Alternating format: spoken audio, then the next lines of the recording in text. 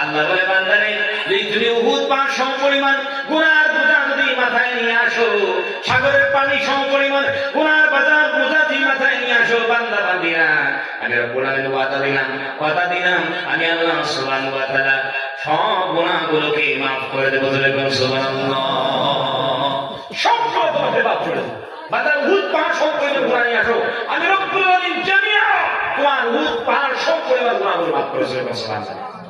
বান্দারে তোমরা কি জানো আমি কেমন রব, আমি কেমন আল্লাহ? বান্দা জানো না? ইন্নাহু হুয়াল গফুরুর রহিম। বান্দা জানো না আমি রব্বুল আলামিন ফরগিভার, মাফ করনে वाला, আবার হচ্ছে মাসুবুল, নিতান্ত দয়াবান, নিহায়াত রহম করনে वाला রব্বুল আলামিন। সুবহানাল্লাহ। এখানে আপনাদেরকে বলতে চাই এই যে গফুর রহিম শব্দ এসেছে। আর আমার স্কুলে ছাত্ররা যায় না, মাস্টার সাহেব আছে, একটা ছাত্রকে মাস্টার সাহেব অত্যন্ত ভালোবাসে, খুব ভালোবাসে, মহব্বত করে, আবার সময়ও দেয়।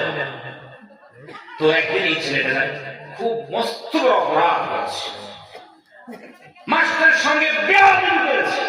মাস্টার খুব কষ্ট পেয়েছে, কষ্ট পাবে অবশ্যই, এত ভালোবাসেন, এত মহব্বত করে না, সেই মাস্টার সাহেব কিনা বারবারই করে দিয়েছে।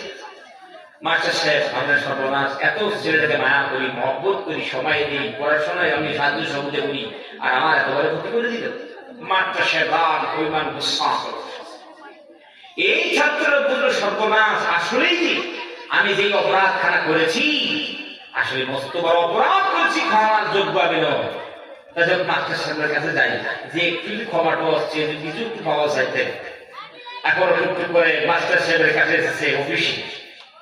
মাস্টার সাহেব যখন ওই ছাত্রকে দেখেছেন মাথাটার মতো করে নিয়েছেন, মানে এখন এই ছাত্র মাস্টার সাহেবের কাছে এসে মাস্টার সাহেবকে বলে, স্যার আসলে যে অপরাধ আমি করেছি, চরম অপরাধ করেছি, বেয়াদবি করেছি, আমি আপনার কাছে এসে বলতেছি মাস্টার সাহেব আমি এসেছি, আমি আগামীতে কোনোদিন এইরকম অপরাধ আর করবো না, এক্সকিউজ মি, সরি, আমাকে মাফ করে দেন।